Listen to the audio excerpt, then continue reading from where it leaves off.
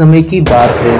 एक राज्य में एक प्रतापी राजा राज करता था। एक दिन उसके दरबार में एक विदेशी बालक आया और उसने राजा को एक सुंदर पत्थर उपहार में दिया।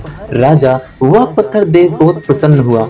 उसने उस पत्थर से भगवान विष्णु की प्रतिमा का निर्माण कर उसे राज्य के मंदिर में स्थापित करने का निर्णय लिया और प्रतिमा निर्माण का कार्य राज्य के महामंत्री को सौंप दिया।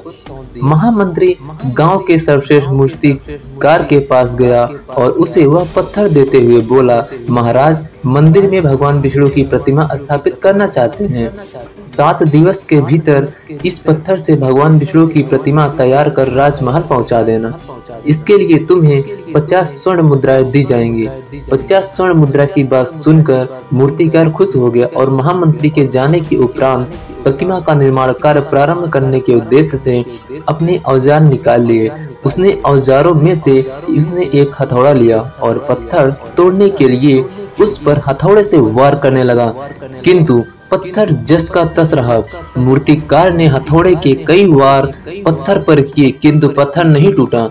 50 बार प्रयास करने के उपरांत मूर्तिकार ने अंतिम बार प्रयास करने के उद्देश्य से हथौड़ा उठाया, किंतु यह हथौड़े का प्रहार करने के पूर्व ही उसने हाथ खींच लिया कि जब 50 बार वार करने से पत्थर नहीं टूटा तो अब क्या टूटेगा।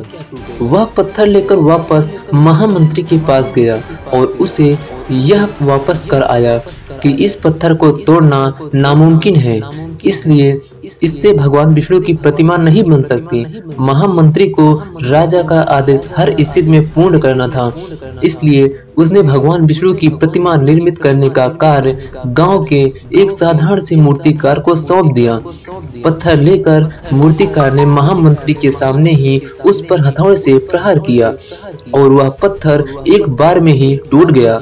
पत्थर टूटने के बाद मूर्तिकार प्रतिमा बनाने में जुट गया। इधर महामंत्री सोचने लगा कि काश पहले मूर्तिकार ने एक अंतिम प्रयास और किया होता तो सफल हो गया होता और 50 सोने की मुद्राएं उसकी हो गई होती।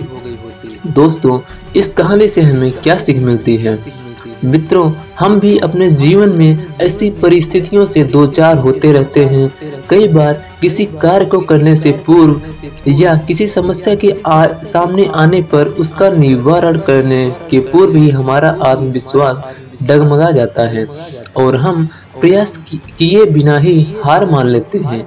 कई बार हम 1-2 प्रयास में असफलता मिलने पर आगे प्रयास करना छोड़ देते हैं, जबकि हो सकता है कि कुछ प्रयास और करने पर कार्य पूर्ण हो जाता या समस्या का समाधान हो जाता। यदि जीवन में सफलता प्राप्त करनी है तो बार बार असफल होने पर भी तब तक प्रयास करना नहीं छोड़ना चाहिए जब तक सफलता नहीं मिल जाती।